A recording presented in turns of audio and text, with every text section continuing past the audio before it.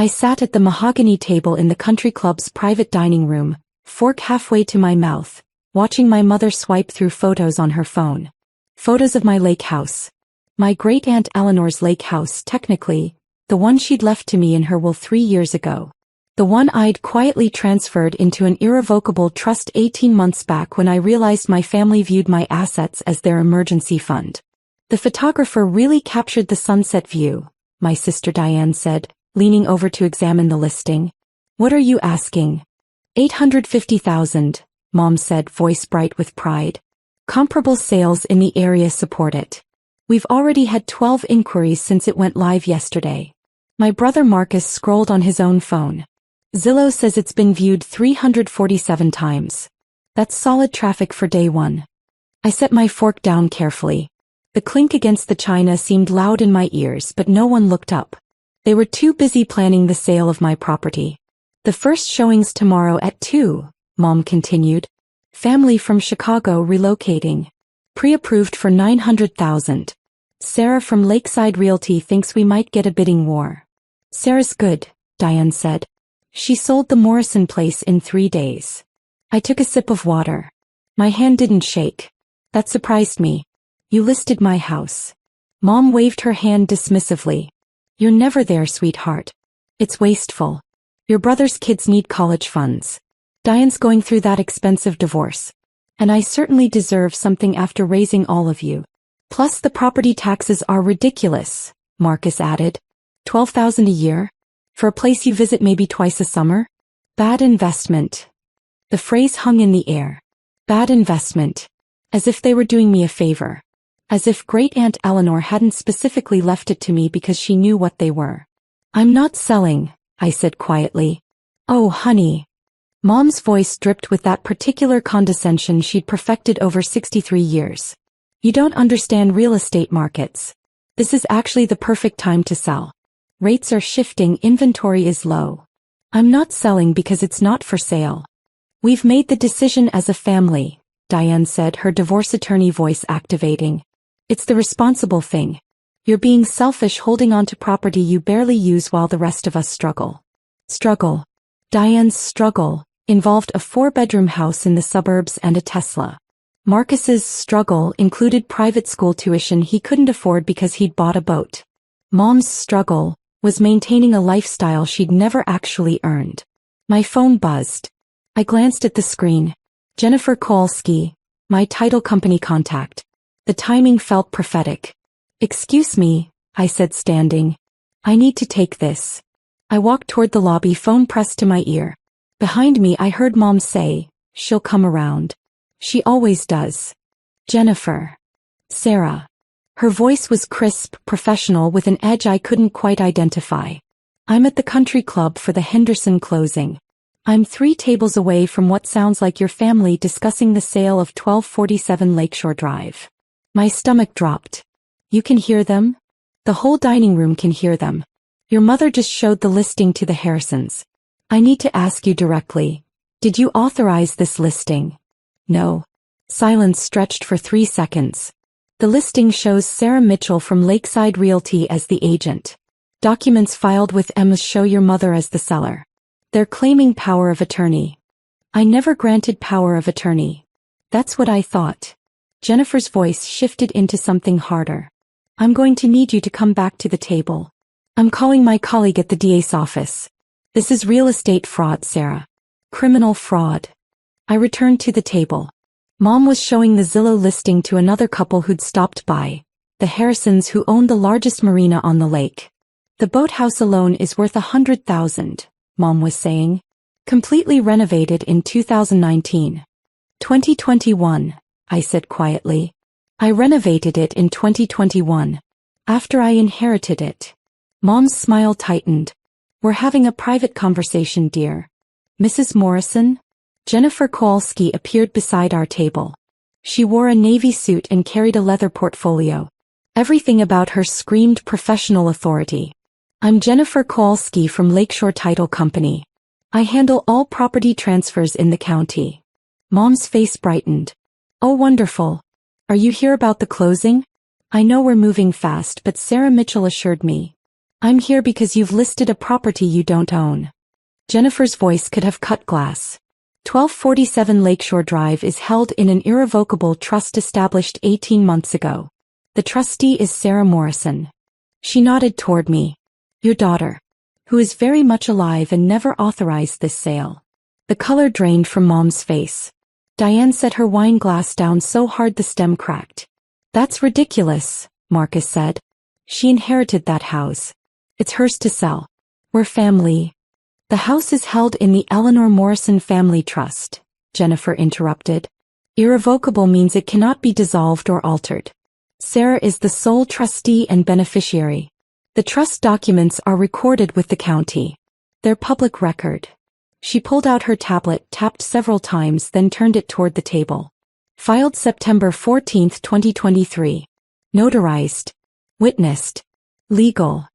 I watched my mother's face cycle through emotions. Shock, confusion, anger, calculation. She landed on indignant. Sarah, you put family property into a trust without consulting us? That's sneaky. It's smart, Jennifer said flatly. Because it prevents exactly what you're attempting right now. She looked at each of them in turn. You filed false documents with the MLS claiming power of attorney. You created fraudulent listings. You scheduled showings for property you have no legal right to access. Mrs. Morrison, I need to see the power of attorney documents you filed with Sarah Mitchell. Mom's hand went to her purse, then stopped. They're at home. They don't exist, I said quietly.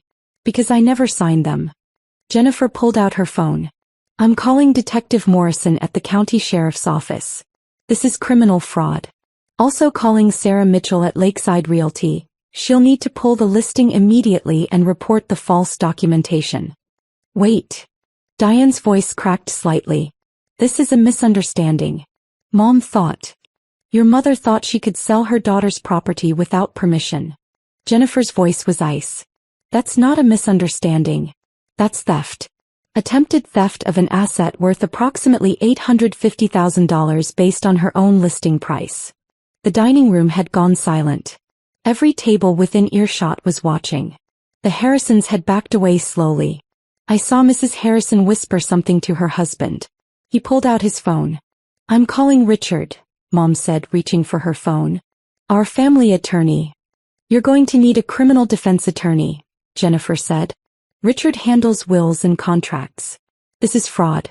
Real estate fraud. In Wisconsin, that's a Class H felony. Up to 6 years in prison and $25,000 in fines. Each of you who participated could be charged as co-conspirators. Marcus stood abruptly. I didn't participate. I just saw the listing. You encouraged the sale. In front of witnesses. Multiple witnesses who are currently filming. Jennifer gestured to 3 tables where phones were indeed pointed our direction. The country club has security cameras. This conversation is documented. The thing about watching your family's faces collapse is that you think you'll feel something. Satisfaction maybe. Vindication. Instead I felt nothing. Just a distant observation. This is what desperation looks like when it hits consequences. The showings, Mom whispered. We have people scheduled. Who will show up to a property that was never actually for sale, Jennifer said. Sarah Mitchell will have to contact them, explain the listing was fraudulent, potentially face professional sanctions from the Realtors Association for not verifying ownership. She'll likely sue you for damages to her professional reputation. My phone buzzed. A text from a number I didn't recognize. This is Sarah Mitchell. Your mother forged documents. I'm pulling listing and calling my attorney. I'm so sorry. I showed the text to Jennifer. She nodded, made a note in her phone. Here's what happens next, Jennifer said, her voice that perfect blend of professional and punitive. I'm documenting this incident. I'm reporting it to the DA's office. They'll determine whether to file criminal charges. The MLS will flag all your names for fraudulent listing attempts. The county will add notations to the property record warning title companies about attempted fraud. And Sarah, she looked at me, you'll need to send cease and desist letters to your entire family regarding the trust assets. All of them? I asked. All of them. The trust documents show you have 3 additional properties held in trust. After this, we protect all of them legally. Mom's face went white. 3 properties? For total, I said quietly. The lake house, the cabin in Door County, the condo in Milwaukee, and the commercial building on Water Street. Great-Aunt Eleanor left me everything. She knew exactly what she was doing. The silence that followed was the sound of mathematics. They were calculating. 4 properties. Minimum combined value, $2 million. Property they'd assumed they could guilt me into sharing. Property they just tried to steal. You've been hiding assets, Diane said, her voice shaking with rage. I've been protecting assets, I corrected. From this exact scenario. Jennifer closed her portfolio. I'll be in touch about next steps, Sarah. Mrs. Morrison, Mr. Morrison, Ms. Morrison. Expect contact from the DA's office within 48 hours. I'd suggest you each retain separate counsel. Your interests may not align during prosecution. She walked away, heels clicking on marble. The entire dining room watched her go. Then they watched us. The phones were still recording. Mom tried once more. Sweetheart, if we just talk about this. No. The word came out harder than I intended. You tried to sell my house. You forged documents. You committed fraud. We're not talking. You're facing criminal charges. Over a house. Marcus's voice cracked. You'd send your own mother to prison over a house? You'd steal from your own daughter to fund your lifestyle? I picked up my purse. Yeah. I guess we both know where our priorities are. I left cash for my meal on the table. Walked out through the lobby where the Harrisons were already telling the story to anyone who'd listen. My phone started buzzing before I reached my car. Family group chat exploding. Cousins demanding explanations. My Aunt Carol calling. I declined everything. There's this concept I learned in my estate planning course at law school. The dead hand. It means the control a person exercises over their property after death through trusts and wills. Great-Aunt Eleanor's hand wasn't dead. It was just reaching through time, protecting what she'd built from the people who'd view it as entitlement rather than inheritance. I started the car. Drove toward the lake house they tried to steal. 37 minutes through Wisconsin farmland turning gold in late September sun. The lake appeared through trees, afternoon light making it look like hammered silver. The house sat quiet. No cars in the driveway. No for sale sign that Sarah Mitchell might have actually installed. Just the place Great-Aunt Eleanor had loved, that she'd left to me because she said I was the only one who understood what places like this meant. Not investments. Not assets. Not emergency funds for people who made bad financial choices. Sanctuaries. I made coffee in Eleanor's kitchen. Sat on the deck watching boats cross the water. My phone buzzed every few minutes. The family group chat had hit 247 messages. I didn't open it.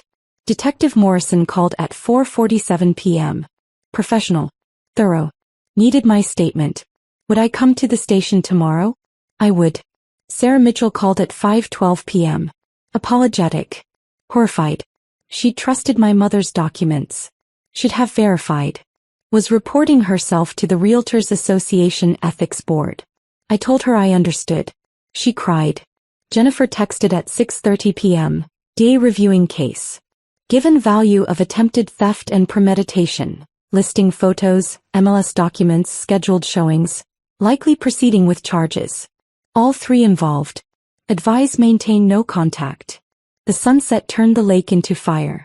Orange and gold and that particular shade of pink that only happens in September. Eleanor used to sit in this exact spot with her evening tea. She'd say, some people see a lake house and calculate property taxes. Others see where light lives. I used to think she was being poetic. Now I understood she was being precise. Some people see assets. Others see inheritance. And some people, the Eleanor kind, the kind she was trying to teach me to be, see what deserves protection. The ghost ledger I'd never written but always maintained in my head totaled up now.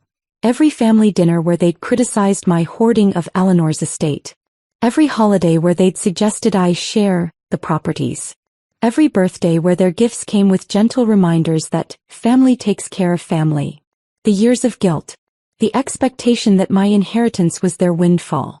The assumption that I existed to fund their mistakes. 3 months later, the DA filed charges. Criminal fraud. Forgery. Attempted theft by deception. Marcus accepted a plea deal. 1 year probation, $5,000 fine, Restitution to Sarah Mitchell for professional damages. Diane went to trial, lost, got 18 months probation and 10,000 in fines. Mom refused any deal. Her trial is set for April. The lake house is still mine. So are the other 3 properties. The irrevocable trust stands. Eleanor's dead hand protecting what she built from the people who'd dismantle it for parts. I had Thanksgiving at the lake house this year. Jennifer Kowalski came. Sarah Mitchell came. We'd become strange friends through the whole mess. My cousin Emma came, the only family member who'd texted, "Good for you." Eleanor would be proud. We ate turkey on Eleanor's china. Watched the sun set over water that's mine, legally and permanently. Drank wine that didn't come with calculations of who deserved what portion of my life. Mom sent a letter. Diane sent flowers. Marcus sent nothing. The irrevocable trust accepted none of it. Eleanor left me her estate, yes. But more importantly, she left me the blueprint. Some things can't be negotiated. Some boundaries can't be softened. Some protections can't be dissolved even when family asks. Especially when family asks. The trust documents will outlive all of us. Eleanor's signature on the original will. My signature on the trust formation. Legal protections that say some things. Sanctuaries, inheritances, the places where light lives, belong to the people who understand what they're worth. Not in dollars. In decades of sunsets no one can ever sell.